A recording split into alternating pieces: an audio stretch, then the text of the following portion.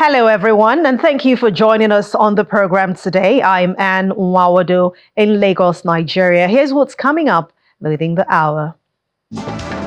Political leaders from Western Balkan states gather in the German capital for the 10th installment of the so-called Berlin process. Plus, a possible third attempt on the life of former U.S. President Donald Trump as a man is arrested in his rally in California. Let's begin the world today. War. Let's talk politics in France. The leading figure of France's far-right National Rally Party, the RN, Marine Le Pen, was expected to take a stand today in a trial where she is accused of misappropriating European Union funds. She arrived at court past noon, did not make any comments to journalists. At the start of the trial on September the 30th, Le Pen said that she will prove that her party did not break any rule. The RN itself and herself, and for 24 others, the party officials, employees, former lawmakers, and parliamentary assistants are all accused of using money destined for work at the European Parliament to pay staff who were working for their party, which at the time was called the National Front. A lawyer representing the European Parliament, Patrick Massinvion, said that told journalists on Monday that the usage of funds by parliamentary assistants were done in the interest of the RN. Political leaders from Western Balkan states are gathered in Berlin today for the 10th installment of the so-called Berlin process, which aims to bring together the Western Balkans closer to the European Union. During the summit, representatives from Bosnia and Herzegovina, Montenegro, North Macedonia, Albania, Serbia, Kosovo said that agreements were signed on improving access to higher education and a declaration on an action plan for the Western Balkans Common Regional Market for 2025 to 2028. Since 2014, the Berlin Process Summit has been working to improve cooperation in Western Balkans and their relations with the European Union. German Chancellor Olaf Scholz has congratulated the Western Balkan countries for unblocking the Central European Free Trade Agreement during the Berlin process talks on Monday, October the 14th. Scholz described CEFTA as a breakthrough for regional cooperation in the Western Balkans, adding that it would also pave the way for other agreements such as cross-border work permits and region-wide e-commerce rules. The Chancellor also urged Serbia and Kosovo not to let the past hold them back on their path to a peaceful and prosperous future, saying in their words, "I remain convinced that this future lies in the EU and there is only one path that leads there, the faithful and full implementation of the agreements you have already reached." End of quote. In the 10th installment of the so-called Berlin process since it began in 2014, Ms. Scholz is talking to representatives from Albania, Bosnia, Kosovo, Montenegro, North Macedonia, and in Serbia, with the aim of integrating the region into more EU-compatible policies. Staying in Europe, British Foreign Minister David Lammy says that his presence at the European Union Foreign Ministers meeting in Luxembourg marked another important step in Britain's aim to reset relations with the EU following Brexit. Before that meeting with Lammy, the European Union's foreign policy chief Josep Borrell said that he wants to lay the foundation of a stronger bond between the European Union and the United Kingdom. Britain's governing Labour Party has ruled out rejoining the EU single market or customs union, but has said that it is possible to remove some trade barriers with the EU27 nation bloc, which Britain left in 2020. At the Foreign Affairs Council for this historic moment that marks our EU reset, and delighted to talk to 27 member states and their foreign ministers about important issues of European security. The UK and Europe's security is indivisible. I know that we have the same ambition to cooperate, to strengthen our cooperation, and security and defense, because the security challenges that we are facing go across the border. They don't know borders. And this is the purpose of inviting David Lammy to our Foreign Affairs Council. I will have a breakfast with him to prepare in order to lay the foundations of a stronger bond between the European Union and United Kingdom.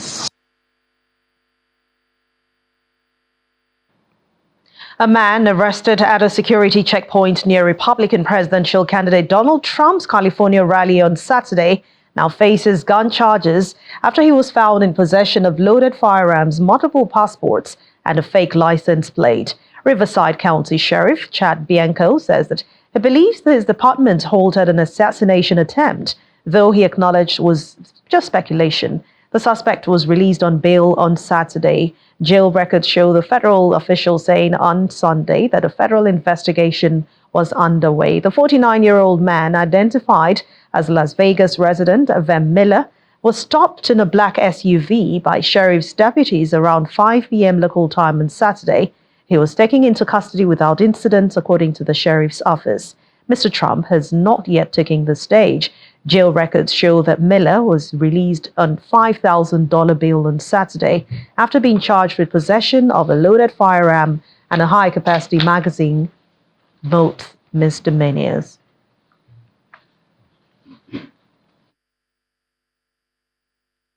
But we have his name as Vem, V-E-M, Miller, M-I-L-L-E-R, and his birth date is 10/26 of 1974. And the reason why I gave it to you like that is I will explain later. He approached the outside perimeter, gave all indications that he belonged there, that he was a participant that was allowed to get into VIP and to and a press corps, and so he was allowed through that outer perimeter. As he got to the inside perimeter, where deputies were conducting obviously a more thorough evaluation of the vehicles that were coming in, there were many irregularities that popped up. The deputy noticed that the interior of the vehicle was in quite disarray. The vehicle had an obviously fake license plate, and that prompted further investigation from our deputy into why the person was there and what he was doing. During that investigation, the deputy eventually found multiple passports with multiple names, multiple driver's license with different names. The vehicle was unregistered, and the license plate was what we in law enforcement would recognize as one that is homemade and indicative of a group of individuals that claim to be sovereign citizens. And assuming the deputy assumes that he was part of that identifying group. So during the investigation, obviously those identification documents were found, in addition to a loaded handgun and a shotgun. Obviously, this was before the former president arrived. The person was taken into custody. He was eventually booked into jail on those charges, and eventually he was released. He will have to further his court case in the future. Speaking of the former president, he was in Arizona hours after the assassination scare in California. On Sunday, Mr. Trump pledged to hire 10,000 additional Border Patrol agents if re-elected to deal with the border crisis, ramping up his criticism of the vice president on immigration.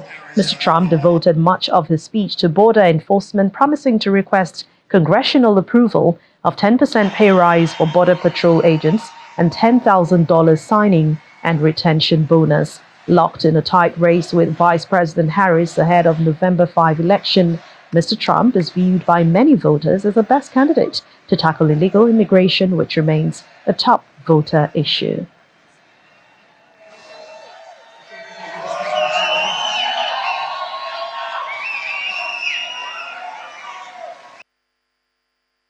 If Kamala gets 4 more years, the entire country will be turned into a migrant camp, and that's what's happening. Millions and millions of people. When I win on November 5th, the migrant invasion ends and the restoration of our country begins. And I'm hereby calling for the death penalty for any migrant that kills an American citizen or a law enforcement officer.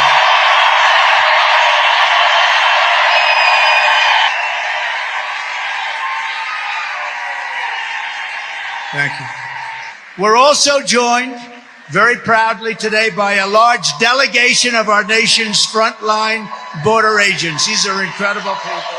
So let's show our appreciation for their unbelievable service to our country.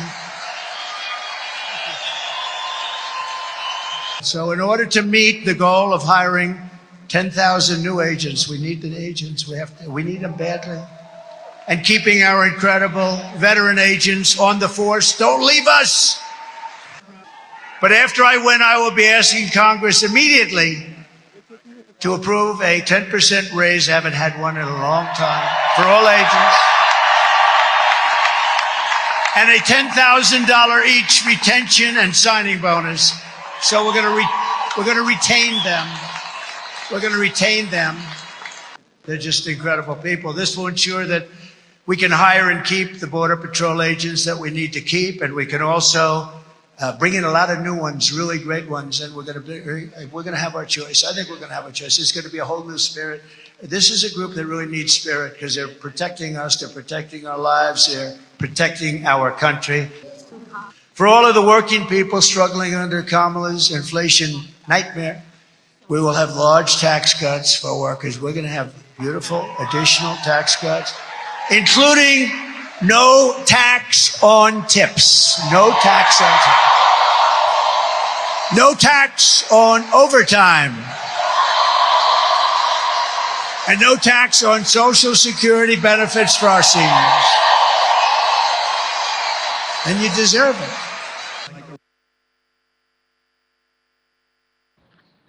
And as for U.S. Vice President Ms. Kamala Harris took her own campaign to Greenville, North Carolina on Sunday, speaking to a church congregation where she addressed this information appearing in the aftermath of Hurricanes Helene and Milton.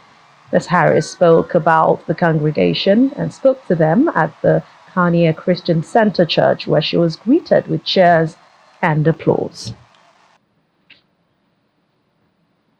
So Election Day is in 23 days, and in just 4 days, early voting will begin statewide. Starting Thursday, you can go to the polls and cast your ballot. If you haven't already registered to vote, you could do it right then and there. Register to vote and vote. And so now is the time to make your plan to vote. And if you've not received your ballot in the mail, look for it, because if you have, I would like you to fill it out right away. Please don't wait. Because to my friends, I say, look, the election is here. The election is here.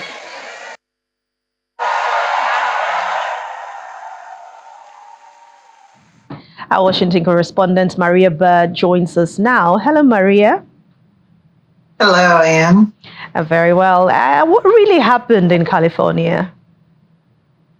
Well, what we know is that it seems as someone that has some bit of a potential mental condition was at this event, and they said that there was presumably no additional threat or impact to the event.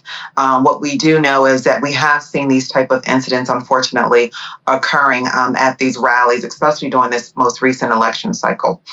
So what was done, they took him into custody. They saw no additional threat warnings that could potentially happen in the next coming days. The event continued on, and so that it was really not much of a change to the schedule for the former president. But can we say now that the former president's life is at risk of another assassination attempt? At this time, we're not seeing any specific indications that the former president is at risk and that his life is at risk. There has been additional measures put in place to try to ensure that the former president, all of those on this campaign trail, are additionally protected as a result of the last unfortunate assassination attempt. And so we are now less than 30 days away from the election. So there is definitely heightened security to ensure that all members are safe and secure. And if you recall, Maria, the Trump campaign made some recommendations. Do you think they will be provided? Yes, definitely. Those recommendations has been put into place. President Biden, also agreed that additional protection measures needed to be put in place. Obviously, any act of violence, regardless of who the candidate is against what the American election democratic cycle stands for. What about Harris? Will she need to even up her own ante when you talk about security? Well, she is the vice president, so there's additional level of security that is put on her due to that designation that the office she currently holds. But yes, there are obviously daily briefings to ensure that the protection, security that is surrounding her is in alignment with what's required based off any type of indicators or alerts that have been received by the Secret Service of potential threats. But how do the American people feel about that assassination attempt? Well, the American people are obviously very much against any type of assassination attempt as a part of the democratic process. Democracy is what the U.S. has stood for many years. And so that type of act of violence or potential act of violence definitely puts much concern about our democratic process. So I think any American, regardless of where they sit, Democrat or Republican Party, would not want to see that type of violence. And so they're hopeful that we can get through this election cycle in a manner in which the lives of all candidates are protected. Well, Maria, we hear that both campaigns are now neck and neck at the polls. What does this mean for each of them, knowing that election is just less than 3 weeks away? Yes, the election is. And so what we are seeing is that they're bringing out all of the big stops. We know where we're seeing a deficit within Vice President Harris's campaign is within Black males. We also see that she's up with women overall. And we see that the former president is up by 16 percentage points with males. And so that is going to be the strategy for both parties. They're both going to look to see how they can pull in the gender, obviously, of males for Vice President Harris, and obviously being able to reach more to women for the former president. So they're going to be very strategic and tactical with their campaign measures over the next few days. Because they both have a very tight race, and there's clear indicators as to where they need to put most of their emphasis and their time and strategy. And for those voters who are unsure, there's many voters that have said they just don't know which way to go, and so they're considering sitting out. And so those undecided voters are another area that's going to be key and critical for this campaign cycle. All right. Thank you very much, our Washington correspondent Maria Bird, for your time on The World Today. Welcome back. A total of 125 Chinese military aircraft and 17 warships were involved in a new round of war games near Taiwan on Monday, October the 14th. And that's according to Taiwanese Defense Ministry. The Chinese forces have not entered Taiwan's contiguous zone, the military said, that adding that paying close attention to movements of China's rocket forces. China's military launched a new round of war games near Taiwan early in the day, saying that it was a warning to the separatist act of Taiwan Defense Forces, drawing condemnation from Taipei and U.S. government. The Chinese military's Eastern Theater Command said the Joint Sword 2024B drills were taking place in the Taiwan Strait and areas to the north, the south, and east of Taiwan. Chinese warship formations, destroyers, and aircraft were approaching Taiwan in close proximity from different directions, focusing on sea-air combat readiness patrols, blockading key ports and areas, assaulting maritime and ground targets. North Korean media says the country's North Korean artillery joint near the border with South Korea have been ordered to be ready to fire amid frictions over drones that Pyongyang says are being flown over the frontier. The media, KRT, quoted the Defense Ministry spokesperson as saying that Pyongyang sees a likelihood of more drones flying over the capital, with its military told to prepare for all scenarios, including a conflict. Well, on Friday last week, North Korea accused South Korea of sending drones into Pyongyang at night this week and last, and said the intrusion demanded retaliatory action. Some defectors and activists in South Korea flew 8 parcels into the northern part and dropped leaflets criticizing leader Kim Jong-un. North Korea has blamed the South Korean military for the practice. It has now also been floating balloons with trash into the south in reprisal. Nepali teen Shepra climber Nima Rinji Shepra has now returned to Kathmandu to a jubilant hero's welcome, and that's after setting the record for being the youngest person to summit the world's 14 highest peaks, according to an organization. Kathmandu streets were electric with excitement as the city celebrated the climber's homecoming. The air was filled with traditional music played by the Shepra community, while the Nepali police band marched through the streets, adding to the festive atmosphere.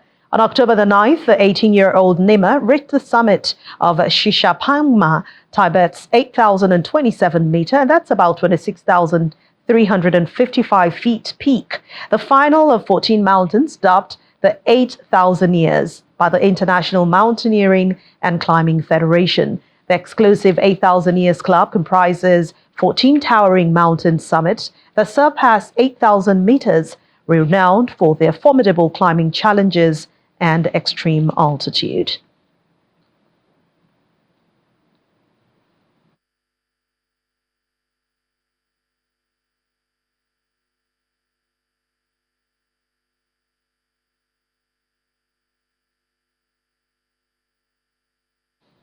Back here in Nigeria, Europe is not the only continent in the world where the existence of twins is celebrated. Let's take a trip all the way to Iwora in Nigeria's Oyo State, southwest of the country. It's known for producing multiple twins that will have you seeing double. Take a look. Music, laughter, dance steps, matching outfits, and most importantly, participants with duplicate facial features. You guessed right, twins. It's all part of celebrations to mark the annual Twins Festival in the Nigerian southwestern town of Igbora, Oyo State. The 5-day event showcases the unique bond between twins as they parade in matching attires. For this event, we are not projecting a particular amount of twins, but for the past years, I could remember like 3 years or 4 years ago, we recorded 2,334 set of twins in this same field here in Igbora. So like 4 years ago. So twins are common in the Yoruba ethnic group that dominates southwest Nigeria.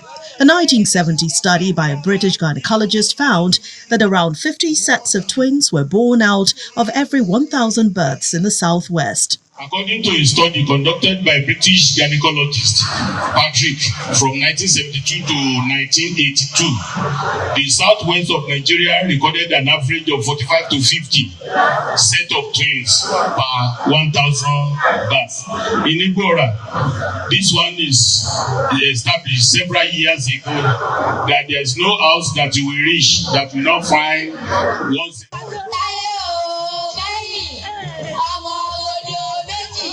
Even among Yoruba people, the Igbora is considered exceptional, with at least one twin birth in every family. However, some participants wish the event is recognized internationally. I'll be quite honest, it's a bit disappointing that the event is not as global as it should be. And that is because when we look at it, Igbora is actually the twin capital of the world. They have the highest rate of twins than any other where on earth. So I would expect it to have more publicity, more, publicity and tourist attraction than we have here. For some young stars, it's their first time attending the festival. This is actually my first time being here, and it is so fun, and it's creative. It's so interesting to be doing culture and be celebrating our birth. But sometimes I usually feel shy. The names Kehinde and Taiwo, given to all Yoruba twins, are commonplace in Igbora, reflecting the town's high twin birth rate. Locals believe the high rate of twin births is linked with okra leaf and amala, a local dish made from yam and cassava flour.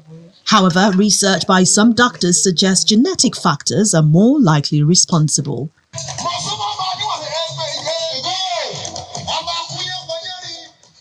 Oh, quite exciting. And that's how we wrap it up on The World Today for today. Thank you so much for watching. I'm Anne Nwawadu. Have a wonderful week ahead.